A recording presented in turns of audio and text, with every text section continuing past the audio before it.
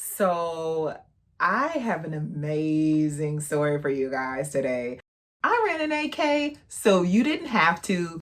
And stay tuned for my amazing weight loss. I think you'd be surprised.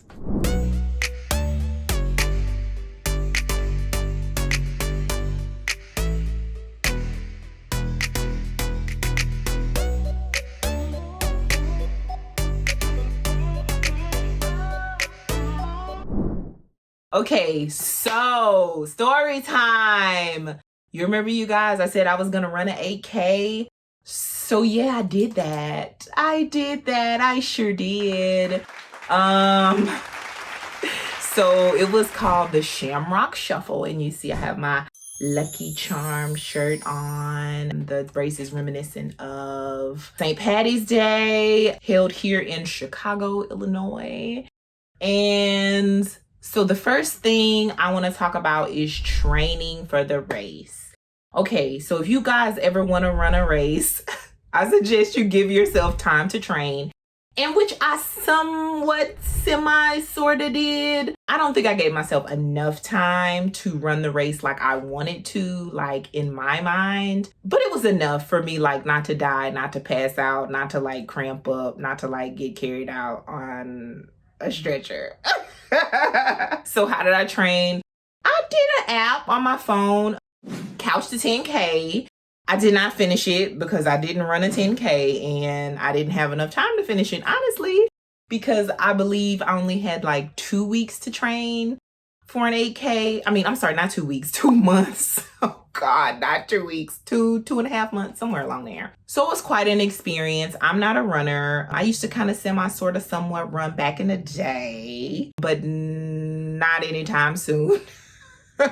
Yeah, so that's what I did to basically train. And also in that whole process, I was sore a lot. Like, I feel like my body was just like in this perpetual state of soreness and pain. So I did a lot of stretching. I actually did a professional stretch at Stretch Lab, like the day before the race. Hey everyone, I'm Nick. Thanks for checking out Stretch Lab. If you've never been inside a Stretch Lab before, you're in for a real treat. Come inside and I'll tell you all about it. Stretch Lab is an open, fun, communal environment that addresses all of your flexibility concerns. Once checked in for your one-on-one stretch, your highly trained flexologist will talk to you about your mobility. If you have any injuries or are experiencing any pain, and what you would like to focus on during your stretch. Your 25 or 50-minute session will take place on one of our benches and feels amazing. Right, Amanda? Feels great. After your stretch, your body will feel loose and free and ready to attack the day. But throughout this whole time, I had been going for massages at different places and just trying to like keep that muscle tightness at bay and try to kind of relieve some of my pain. And I also suffer from chronic pain. That's a long story for another day. I'm pretty sure one of these days I'll do a video on that because chronic pain sucks, especially with the medical care system here in the United States. Definitely another story for another day. Okay, so that's pretty much all my training situation. Now, the most important thing is to make sure that you read all the information if you're trying to run a race. You want to be well prepared at like where you need to be, what time you need to be there, like if you can leave your stuff with someone, like what's allowed, what's not allowed, the rules and the regulations. With this race, we did have to pick up our race packets the day before the race. And it was kind of like a party. People were out there having fun. And they also did like some other races, like the day before the main race. I don't know what that was about, but it was kind of horrible weather and people were out there running, but whatever. They were having fun. So there you go. But I also got to pick up swag. So we had a little bag. There was a beanie, there was a shirt, a pin, and then we also got a gator, like, I guess to put over our face. I don't know. Or was it a scarf, a gator, a scarf? I don't know. Whatever. And I wish I would have took some pics of the day before because they had like a little photo booth type thing set up. And it was cool, but I was by myself, so I wasn't able to take pics.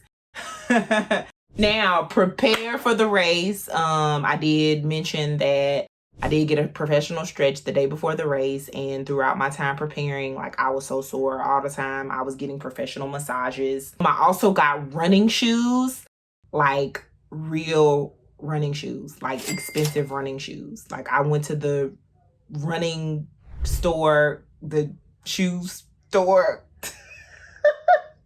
I went to a store that specializes in athletic equipment for runners. And I got fitted for shoes and everything. Like, I was serious about this thing. Like, I did not want to get out there and injure myself or hurt myself, because I have had an injured foot before and it is no fun. When I was damn near 400 pounds, I had a foot injury. And because I was so heavy at the time, I kept re-injuring my foot. And it was not fun at all. So I did not want to injure my foot. So I got some running shoes. I also got leggings with pockets because I wanted to put my phone in my pocket so I could listen to music while I was doing my run, because it motivates me to like run harder, run faster, and all that good stuff. So I would highly recommend getting some leggings with pockets, or unless you run with like a little fanny pack or a runner's pack or whatever the case. And then also just Google any kind of information you can about trying to prepare yourself for a race. And I think also the mental preparation is something that you should be preparing yourself for as well. I wasn't nervous. I wasn't scared or anything. I was just kind of excited. I had a little butterflies before. I don't know why, but I just kept thinking like I was going to get sick for some reason. I don't know why I kept thinking that. That was such a weird thought to think, but for some reason I kept thinking I was gonna get sick. I did not get sick, so that was a success. Now, the day of the race, y'all. So for some reason, I got my wires crossed. I don't know what was going on with me, but I got there way too early. Now, I am a reader. I read. I like to read. I read that packet front and back more than once. I know what time they told us to come. Maybe they didn't adjust the time, but I was not the only one that came to that race too early. But I'd rather come too early than too late. So there's that. The environment during the race was like amazing. Everybody was so positive. They were so warm. Like, everyone was so welcoming. And it wasn't like some big competitive event and everybody's out there like smoking me, because my time was not good. But like each mile marker, it was amazing. There was like a DJ booth out there, and there was music, and like there was like cheerleaders, not like real cheerleaders, but like random people like cheering and stuff. And sometimes there were like random other people, I guess maybe like from the area or for certain establishments in the area. They had one stop where there were like some women like dressed up, and they were like cheering us on. I don't know where the women came from, but they were beautiful and they were nice. So, I mean, I loved the vibe. Like, I totally love the vibe. I feel like that's what you want to feel when you are doing something that's taxing on your body.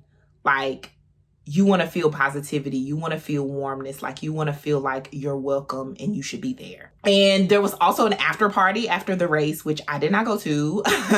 When you registered for the event, they gave you like a free beer token. And I don't drink like that. I don't drink any beer. So I don't know, my beer token went to waste. But there's that. Now, what are my afterthoughts? Would I run a race again? Yes, I would, in a heartbeat. And the reason is because while I'm not a runner, training pretty much sucked. Running it didn't suck as much. But afterwards, like, the feeling of accomplishment is something that I truly enjoyed. Like, I like the feeling of doing something and seeing the results of all my hard work, because it was hard work. And it was kind of slightly expensive too, because I bought running shoes and I paid an entry race fee. And it was a lot of time, you know, training, because it was beyond my normal gym routine. And I started from ground zero. I started from scratch. Like, yeah. So I enjoyed myself while being there, even though, like I said, it was taxing on the body, because I'm not used to running that far, and I'm not used to running that far that often. And how did I feel afterwards? Like I said, it was a great accomplishment for me. So I felt good and warm on the inside. My body was in pain. I'm not gonna lie to you. Like, my body was so sore afterwards. I just felt like I just wanted to just get like in a jacuzzi tub and just soak for like 3 days. I don't know, but that's how I felt. So I am looking forward to my next race. I don't know when that'll be. I'll put it like this, no time soon. I am definitely not running a race in the summertime. I've already made up my mind in that. Maybe I'll do something in the fall. If I don't, then I'll just wait around till next year's Shamrock Shuffle. So we'll see. And that is pretty much all for my race talk. But what I do want to talk about is my weight loss progress. Okay, so thinking about the timeline of events, I decided not to weigh myself because I was freaking exhausted from the scale and just in general. So there was 1 week I did not weigh myself. Then the following week I weighed myself, and that was last video. I was 240.8, which I wasn't feeling because it was like I gained 2 pounds in 2 weeks. So of course I wasn't feeling it. Was I discouraged? No, because I knew that I was doing what I was supposed to be doing for weight loss. So it was kind of like, I'll do better next time. And so here is next time. So last video, I was 240.8, and this time I am 234. Yeah, you heard that right. 234.4.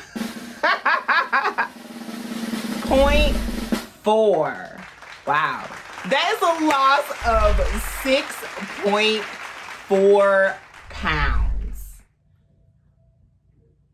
I'm still looking at that. Like, let me look at that again. Oh my God. 6.4 pounds. So this is what I'm saying. I know I didn't lose that much in 1 week. That 2-pound weight gain was deceiving. It wasn't a real weight gain. And you guys, this is why you have to depend on more than just a scale when you're doing this stuff, okay? Because it can be so deceiving. It can be so freaking deceiving. And I don't want you guys getting discouraged, you know, giving up, saying like, what's the use in all of this because the scale isn't moving or it's creeping up. And that's not a good look, especially if you feel like you've been doing everything that you should be doing. So you guys, don't weigh yourself, or if you're going to weigh yourself less often, or get over or try to get over that fear of the scale. And I know it is a lot easier said than done, but you can overcome that fear, okay? You can overcome it. It's going to take a lot of internal mental work, but you can do it. Because believe me, I was totally there with you guys when I would be doing all I can do and then the scale creeps up or the scale doesn't move. And then I'm like, well, dang, what am I doing wrong? You know, like, what's wrong with me? Like, am I ever going to lose weight? Like, you know, and then getting down on myself because the weight is not coming off the way that I want it to come off. Okay. So you guys, you have to find ways to measure your success beyond the numbers on the scale. Okay? All right. So let us talk about the positive word of the day. This one comes from Peter Dominis. If the risk is fully aligned with your purpose and mission, then it's worth considering. Ooh. Did someone say something about taking a risk? Did someone say something about living outside of your comfort zone? Did someone say, let's do something we've never done before if it's aligned with our purpose and our mission? You have to take those risks. YOLO! I'm telling you, you guys, you have to take those risks. I know it's scary. I know it might be difficult. I know it might be hard. I know we might be scared of failing. But sometimes you just have to throw caution to the wind and take those risks. So if you're on a weight loss journey right now, you're taking a risk. It's a risk because sometimes you can fail. Sometimes you can give up. Sometimes you cannot do so good. But then if you never try, then you don't know what's going to happen. And of course, this applies to life in general. Sometimes we have to take those risks, y'all, because we know our purpose is greater than what we are currently doing. We know that we are meant to live a more enriched, more fulfilled life. And so therefore, we have to take risks to make our dreams, goals, aspirations, hopes come true. So you guys, you have to take those purpose-driven risks in life. Ooh, I love it. So if you love it too, like this video, subscribe to my channel, make sure you hit the bell icon so you'll be notified when I put out a new video, and also comment, what kind of purpose-driven risks are you gonna take? Thank you guys so much.